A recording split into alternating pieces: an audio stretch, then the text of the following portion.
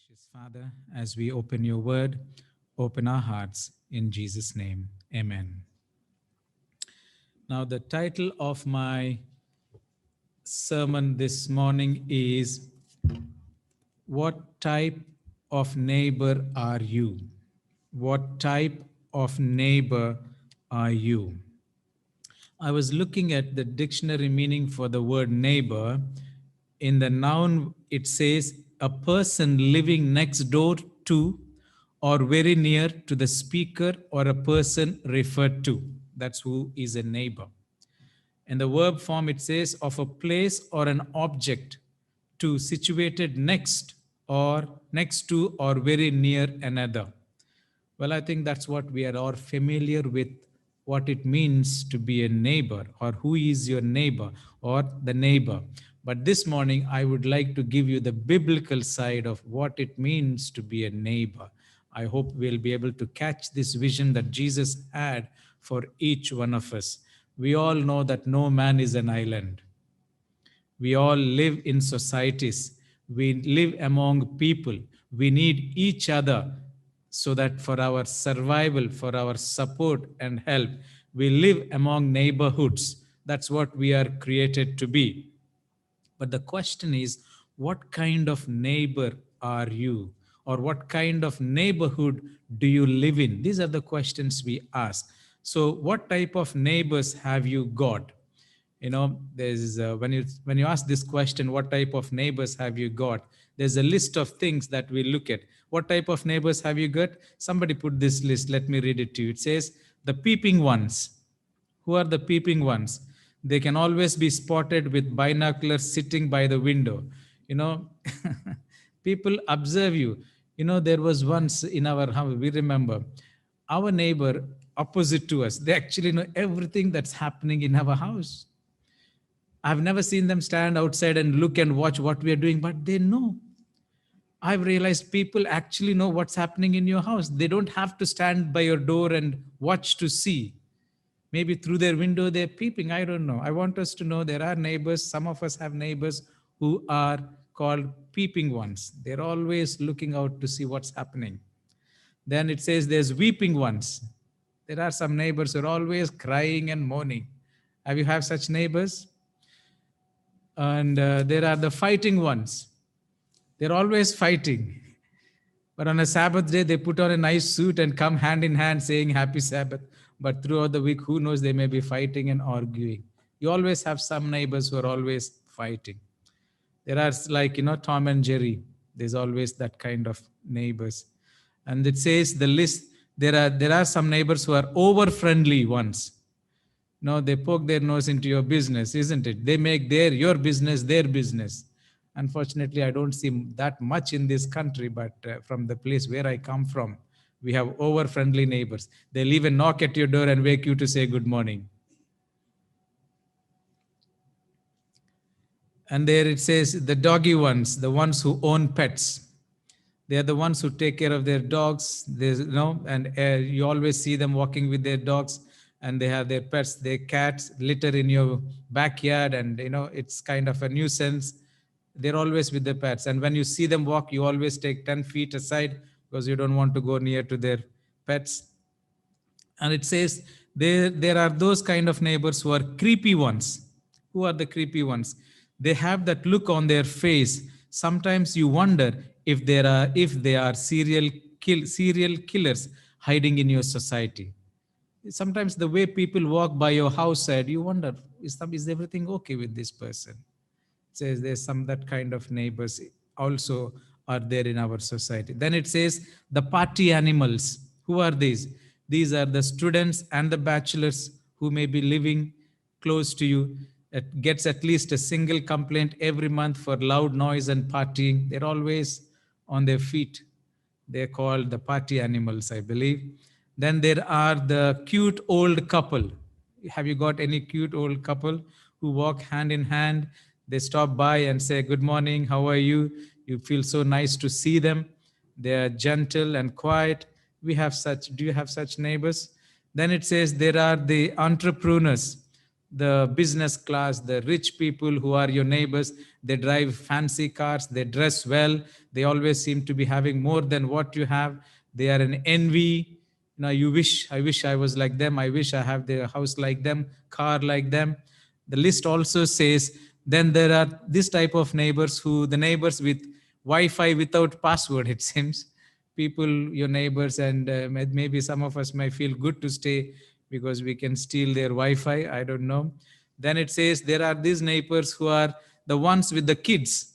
When you have children, little children, they can be sometimes nuisance. There are the neighbors who are always, kids are running around making noise and maybe crying in the middle of the night. Then it says, another says, there are those neighbors who are called pricks. Who are they? They leave their gates open, and they park their car in front of your gate or on your spot. They throw trash everywhere around them, even in front of your house or on the middle of the road. They don't bother, they don't care. So these are another type of neighbors. Then it says there are the difficult ones. Some of the neighbors are difficult ones. It's you wonder sometimes, should I stay here or move away from this place? Then there are those neighbors who are called the noisy ones. 2 months ago, I got a letter from the council, and that letter says, we got a complaint that you are noisy neighbors. And we were shocked because all our neighbors, we are good friends, we have no issues. Then I was worried, what kind of noisy neighbors have I become? So when I called the council and said, what is this complaint letter about? Who complained to you? Then they told the house that complaint, and what I said, what's the complaint? Well, there's too much piano noise coming out of your home, so you have to do something about that. And my little 7-year-old girl plays piano, so I became a noisy neighbor. Yeah, so we have people who are noisy neighbors. Then there it says, another one, the alien neighbors. There are some neighbors that you hardly think, are they really living in this home? You hardly see them out. You hardly hear any noise from their home or whatever you could think of. Some people, we are living in neighborhoods where we hardly know what is happening in the next door. There are some people who are quite like that. The list goes on, and many more types of neighbors. The last one I have on the list is the normal neighbors, I believe. And then, do you know who is this normal neighbor? Anyone from the church here? Who is this normal neighbor? It is always you. We always tend to think that we are the normal neighbors and the rest all belong to one of these categories or types that we think they are. Isn't it irony that I always think I'm the best neighbor? Irrespective of what I do, how I behave in my neighborhood, I always seem to say, well, I think I'm the best, whatever. When we think of neighbors, we always ask ourselves, what kind or what type of neighbors have we got, isn't it? Suppose if you're moving into a new neighborhood, don't you inquire, what kind of people live here? How safe is it? What kind of neighbors do you have? Suppose you're buying a house, isn't that question in your mind? What kind of neighborhood am I buying my house? What kind of a neighbor do I have?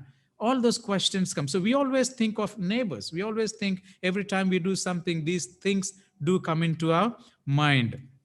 So whenever we think of neighbors, we always think of others. I want you to think differently from today if you have not thought this way. But have you realized that you are also a neighbor? While when we think of neighbors, you think of others. Have you realized that when we speak of neighbors, you are also a neighbor? Not just people who live next door to you or people who are in your street or your colleague or your family member, but you yourself become a neighbor. We always ask what type of neighbors to have. But did you ask yourself what type of neighbor you are to others? Today's sermon is not about what type of neighbors you want to have around you, but what type of neighbor you are to others. That's what is basically, that's why I have entitled this, what type of neighbor are you? The big question is what type of neighbor are you? Do you know there is a famous phrase in the Bible about neighbors? Every time the word neighbor is in the Bible, you will always remember this. And this is a part of the greatest commandment, isn't it? Where it says, love thy neighbor as thyself. Every Christian, I'm sure, is aware of this. Love thy neighbor as thyself, the second and the greatest commandment according to Jesus, as he taught us in the Gospels. It is repeated number of times, but the most famous one is recorded in the parable of the Samaritan. We say Good Samaritan. Turn with me your Bibles to Luke chapter 10. Luke chapter 10, we will look at verses 25 to 37. Luke chapter 10, verses 25 to 37, where it says, let's read verse 25. And behold, a certain lawyer stood up and tested him, saying, Teacher, what shall I do to inherit eternal life? This teacher, a great scholar, stood up in front of Jesus to test him, I believe. And what was his question? What shall I do to inherit eternal life? Do you think that was a good question? Do you think that was a correct question? The question itself is flawed. That question is telling that you have to do something to get to eternal life, isn't it? That is a wrong question, because there's nothing that you can do to get to eternal life. It is Christ who does things for me. So this man wants to test Jesus to see what he would say. So he says, what shall I do to inherit eternal life? You know, one of the master teachers that you could ever sit at feet and learn is Jesus. Jesus did not answer him straight away and tell him explanation point by point what he should do. Jesus actually counters him with a question. Do you know what how did Jesus answer? Verse 26. He said, what is written in the law? What is your reading of it? He asked him, because he knew the mind of the lawyer, isn't it? So you're asking me this question, but let me ask you a question. What is written in the law? Because in the mind of this lawyer, this teacher, is this impression that I have to keep the law in order to be saved. So Jesus wants to answer him at his own level. So he's asking, what do you see in the law? What did you read in the law? Now how did the lawyer reply to him? How did the lawyer reply to him? Verse 27. So he answered and said, you shall love the Lord your God with all your heart, with all your soul, with all your strength, and with all your mind. And then he says, and your neighbor as yourself. He summarized the whole law into just one verse. And after Jesus heard this, look at how he responds to him. Verse 28. And he said to him, you have answered rightly. Do this and you will live. Jesus did not say, do this, then you will get into heaven. What did he say? Do this and you will live. Yeah, your answer is right. But the question is, practice it. Are you with me? You have such a great knowledge of the law. Wonderful. You know it. Excellent. But you know what you have to do? Practice it. And when you practice it, what happens? You will live eternal life right here on this earth. Jesus said the kingdom of heaven is right here. Some of us, when we think of eternal life, we are thinking of going, flying in the air, meeting the Lord in the clouds, going from world to world, visiting this. Well, I don't deny that, but that's the secondary part. If I can't live heavenly life on this earth, I don't think I'm even getting ready to live heavenly life that is yet to come. So that's what Jesus is saying. You do this, my dear lawyer, and you will live here. Forget about what you're thinking of yet to come. Start living right what you have right now. So he says, do this and you will live. Verse 29, but he wanting to justify. Now look at this lawyer. He's trying to act smart. Okay, now let me trick Jesus in another way. He says, verse 29, but he wanting to justify himself said to Jesus, and who is my neighbor? He himself quoted, isn't it? Love the Lord with all your heart, everything, and love your neighbor. And then Jesus said, you're right. Just go practice it. You have it in your head. Take it to your heart. And you will live on this earth happily and eternal life. Because eternal life is in us. We have to live it here before we live it somewhere else. So now he says, well, let me find out from Jesus who actually he thinks is my neighbor. Because for a Jew, who is a neighbor? A fellow Jew is a neighbor. Anyone who is not a Jew is a heathen, is a Gentile, untouchable. So let me see how far Jesus would go to tell me what when he says neighbor. So what do you think he said? Tell me who is my neighbor. Jesus said, man, this guy doesn't still understand. Let me illustrate. Jesus is a perfect teacher. Then what does he say? Verse 30. Then Jesus answered and said, when he asked him, who is my neighbor? Now Jesus wants to teach him a lesson about who the neighbor is. This is the key point I want us to get. Whenever we think of neighbor, we think of others.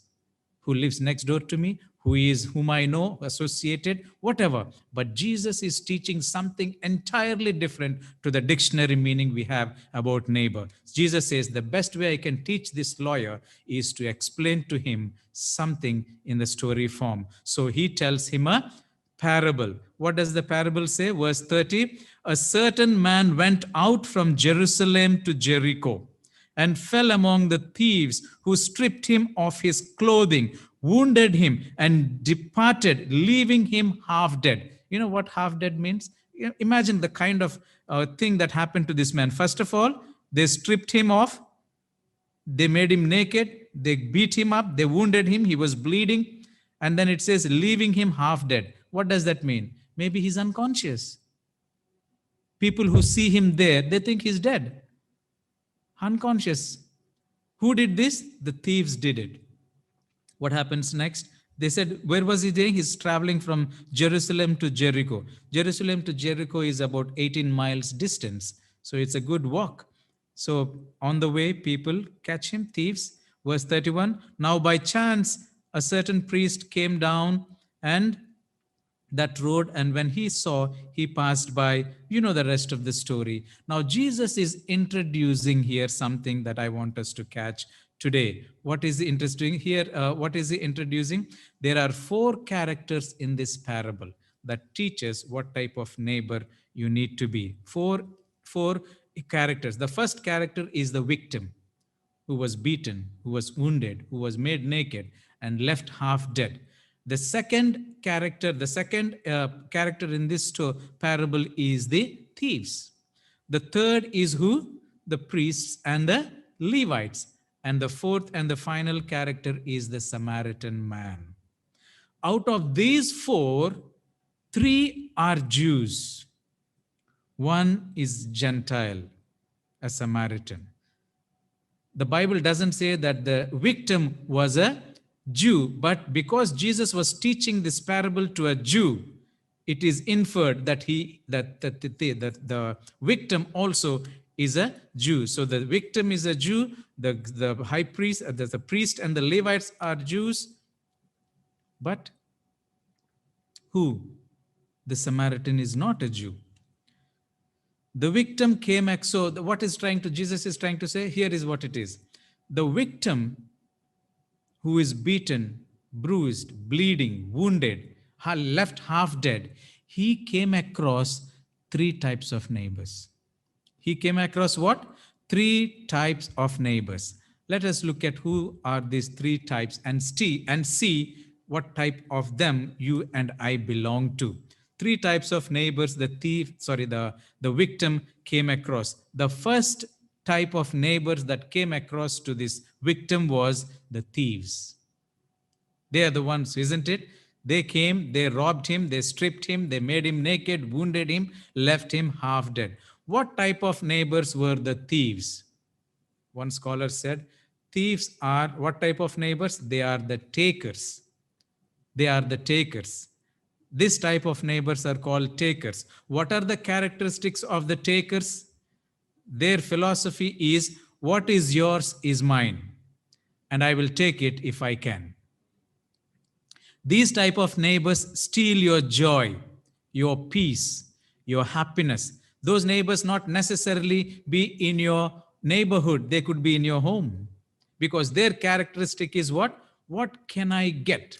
How can I get from you? They're always thinking of getting something. That is what they're called, takers, like these thieves.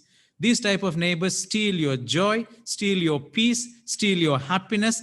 These type of neighbors cause trouble. They are interested in their own well-being. They are not bothered with whatever happens to you. They do not mind living at your expense. How many people live at our expense? One person works and earns, the rest all sit and enjoy because they are takers. They are there only to take whatever they can out of you and everyone around them. The question is, are you this type of a neighbor, the taker? Jesus is trying to teach this lawyer about neighbor, because the question is, who is my neighbor? Now Jesus is illustrating with three types of neighbors that this victim came across. The first one he came across was a taker. Their philosophy of life is, whatever is yours, mine. If I can, I will take anything and everything from you. So that's what these people are. The question is, are you this type of a neighbor? Forget about how others are. The question is about you. Are you this type of a neighbor where you are a taker all the time? Does your family, does your friends, does your colleagues, does your church family and your neighborhood, do they consider you as a taker? When they come in contact with you, what is it that they have in their mind about you? Are you a taker? What do people in your neighborhood, in your family circles, in your workplace, and everywhere do they know you for? As a taker? I want you to answer yourself. What type of neighbor are you? This victim came across the first type, they were the takers. Then the second type of neighbors he came across. Who are they? They were the priest and the Levites. Do you know what type of neighbors they are? They are the keepers. While the first one is takers, the second one are the keepers. What does this keepers mean? They will take, they will keep everything they have for themselves. Now, for example, before we get into their characteristics, do you know who these priests and Levites are? Number one, they are Jews, chosen people of God. Most closely, who are they? How do you associate a priest and a Levite to you and me today? It's your pastor and it's you, your pastor and your church members. These are the good people. They are good people. They don't harm anyone like the thieves. They don't take anything from anyone like the thieves. They don't cause any trouble like the thieves. So they are good neighbors. They are not thieves. They are good people. So they are not good. So are they good neighbors? The problem with this type of neighbors is what? They are keepers. What do I mean by keepers? In their philosophy is, what is mine is mine. I will keep it safe. I will not share it. I will not take risk for anyone. These keepers' agenda is their own interest. Remember, these are religious people. These are godly people. They are godly people. They do not share with others even though they have enough and more than enough. They do not like to take risks. I don't want to take risk. If I give you, what will happen to me? Who will pay my bills? They are worried about themselves more than anyone else. Imagine the priest who is supposed to be the example. As he was passing to go to, maybe he's going to the temple, he saw this man wounded, bleeding, half dead. What was he thinking when he saw him? Maybe he might be an Asian like me, always going late. If I stop here and do something, I'll be already late and the church will already start and I'll be told off. Maybe that. Or he might have thought, those priests, they are not supposed to come across any dead bodies or do anything that will make them unclean because they're going to do the service in the temple, tabernacle. So maybe he would have thought, well, I'm on my way to the church. If I stop here, I become unclean. Who knows, if he is dead and I touch him, I become unclean. Whatever the excuses he found, I do not know. Or he didn't want to take a risk. Let somebody else do it. I have a better job to do. I'm serving the almighty living God. That is more important to me than this wretched sinner. I don't know what all he thought. He didn't stop. It says he saw him from a distance. He didn't even want to go near. Maybe he thought he's got coronavirus, so he didn't even want to go near. So he walked away. He is what? Keeper. I just keep to what I have. If he had a little bit of kind heart, I'm sure he would have said, Lord Jesus, have mercy on this man who is dying, please send somebody else to help him. I'm worried, I'm scared. Don't know.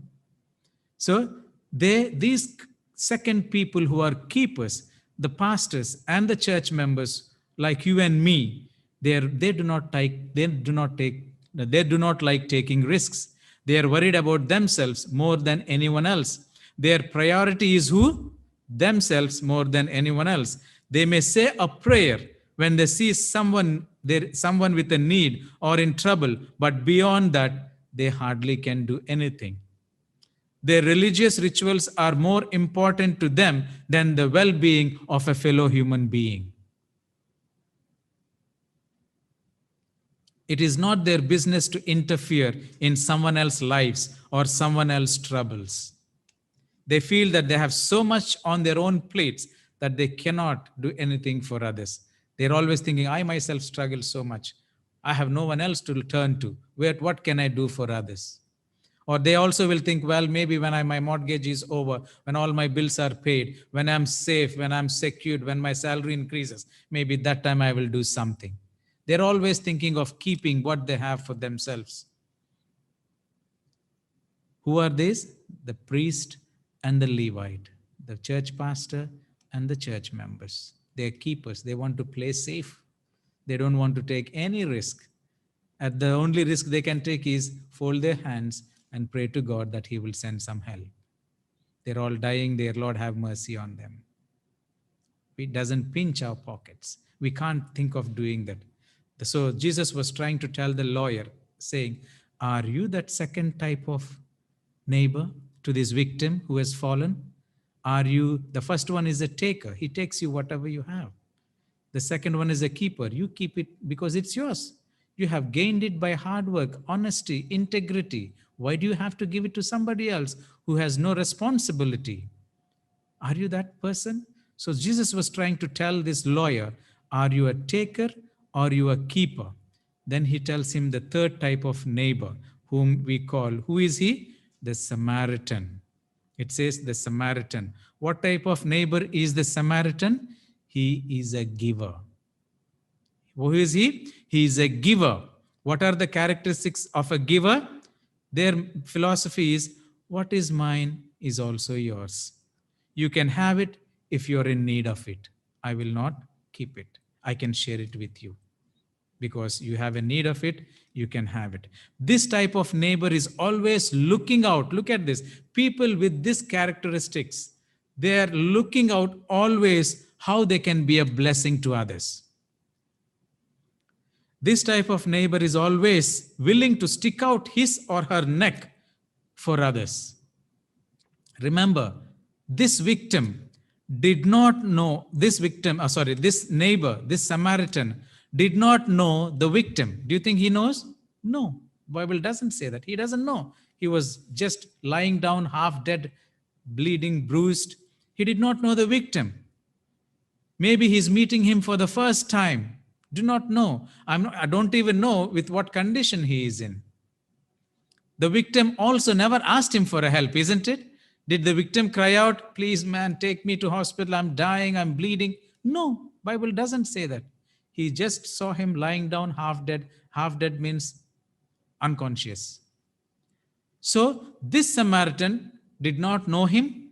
Then the victim never even asked him that he needs help. Because he is a giver, what did he do? He immediately acted because he saw something happen. So what kind of a neighbor is this giver? He is more worried about his neighbor's safety than his. How many times we see trouble on the roads? We don't stop. I don't stop. If I see somebody lying down, do you think I stop? No. I will look like this. Lord, have mercy on them. Why I won't stop? If I stop, don't know what happens. It's a risk. It's a risk. This man, Samaritan, he is more worried about his neighbor's safety than his own safety. Why do I say that? Imagine what could have happened. He was willing to spend time, money, energy to help his neighbor. For this man, the well-being of his neighbor is like his own well-being. For this man, he is happy if the neighbor is happy. For this man, others' well-being is more important than his money and his savings. If my money and my savings could bring peace and happiness and joy in somebody's life, that is good for me. I don't mind emptying my pocket, emptying my bank balance, because that is more important to me than keeping the money in my bank, hoping that someday I will retire, I will build a house, I will build a swimming pool, and I will swim all my life.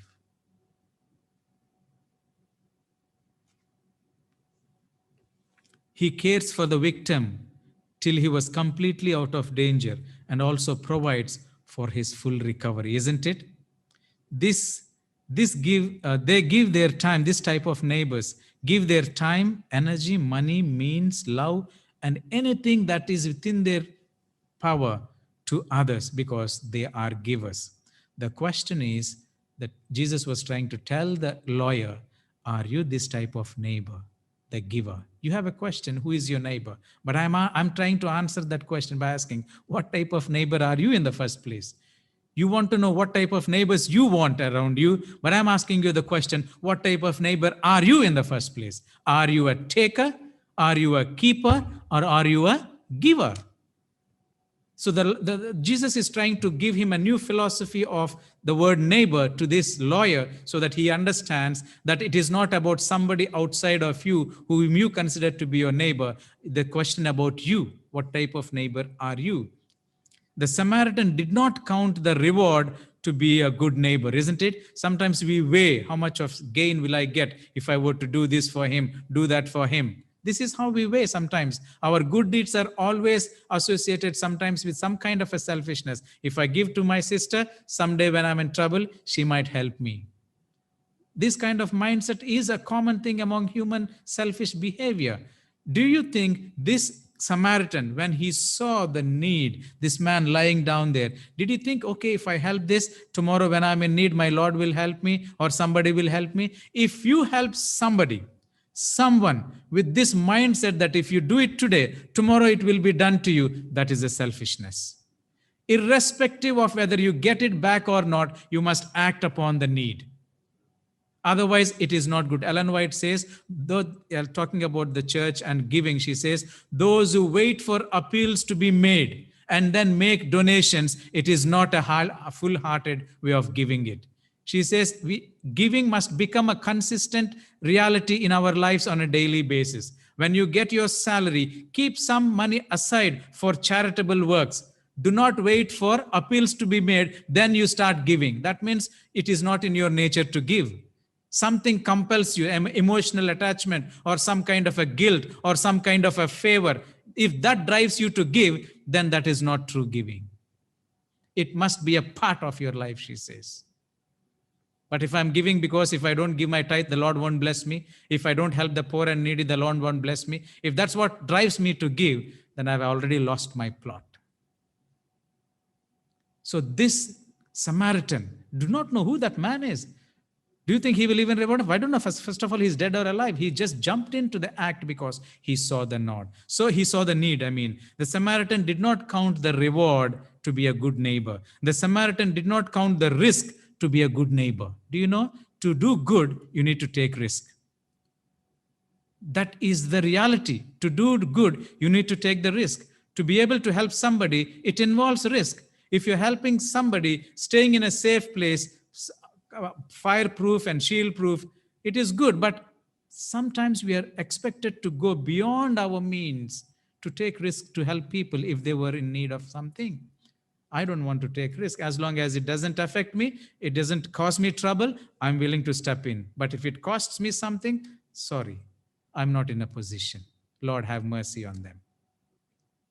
This Samaritan did not count the risk. What if that man, while he goes to help him, there are bandits, there are thieves still hiding in some bushes, they would come and attack him. Don't you think like that? Would you like to stop a car when nobody is around and then come out? No, it's risky. But this man got out of his donkey. He is not even worried who is around. He saw the need. He wants to act. So he did not count the risk when he has to be a good neighbor. This Samaritan did not count the sacrifice that he has to make in order to be a neighbor. You think he's jobless? He's got nothing to do, that he's just passing from Jerusalem to Jericho without any cause? The fact that he's going on a donkey and he has some money with him seems to be he's a businessman. Who knows? But he took this. He made a sacrifice to stop and do what he has to do. And moreover, the last one, another one, the Samaritan did not even count the cost to be a good neighbor. He did not even count what it would cost him. Well, how do we know that? He did the first aid. Look at the way he treated him. In medical terms, pre-operative care, he did what he has to do, like the first aid. Did he leave him? Well, I think I've done what I can. I have this oil. I poured on the wounds. I washed it. I have this bandage. I tied it around. Now let somebody else take over. And no, what does it say? After pre-operative care, what did he do? He picked up the man, put him on his own donkey. Maybe he was walking while the half-dead man was on his donkey. I do not know how long the distance is to take him to a next place of rest. He took him in, went there, and then admitted him there, found some help. And you know what the Bible says? Do you know how long he stayed? Turn with me. Turn with me to Luke chapter 10, verse 35. Maybe we'll read from verse 34. It says, so he went to him and bandaged his wounds, pouring on oil and wine, and he set him on his own animal, brought him to an inn, and took care of him. Who took care of him in the inn? It was he. For how long? Look at the next verse. On the next day, when he departed. How long did he stay? Until the next day. We do not know what time of the previous day he came, but he made sure he stayed the whole day until the next day. Doing what? Taking care of this stranger. Taking care of this stranger. Then it says, before he left, what did he do? Verse 35, on the next day, when he departed, he took out 2 denarii, gave them to the innkeeper, and said to him, take care of him, and whatever more you spend, when I come again, I will give it to you.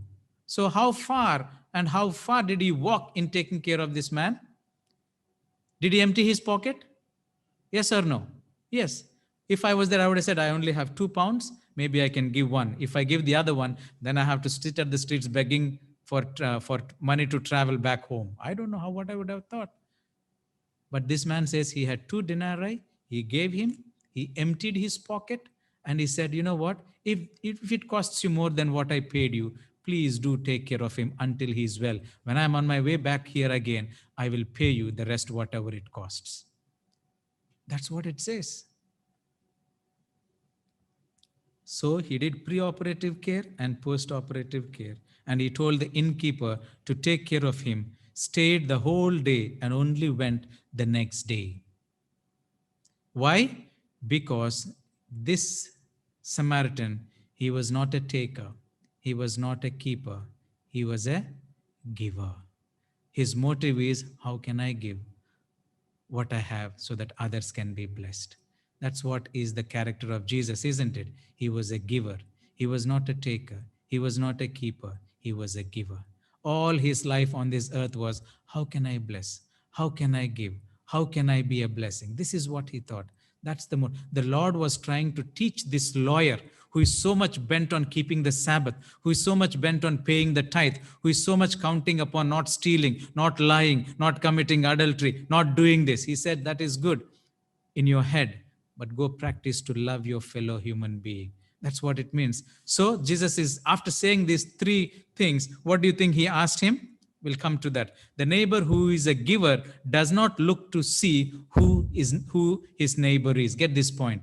The neighbor who is a giver does not look to see who his neighbor is. The neighbor might be a Muslim, a Hindu, a black man, a white man, a brown man, or a Jewish, maybe a Christian, maybe an atheist, maybe a gay or even lesbian, a racist, rude, troublesome, maybe a drug addict, maybe homeless, or whatever.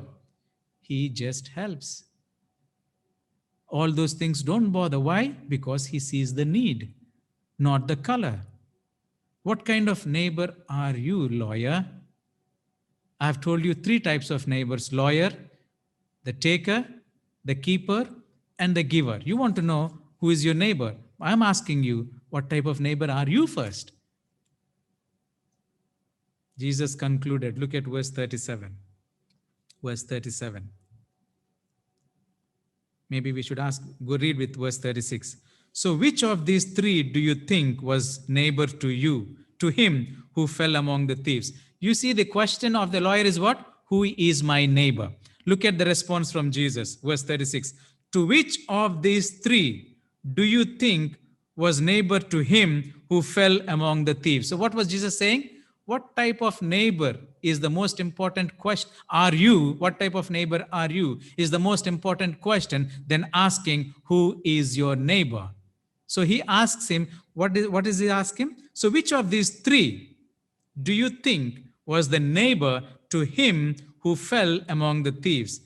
And look at the response from the lawyer, verse 37. And he said, he who showed mercy on him.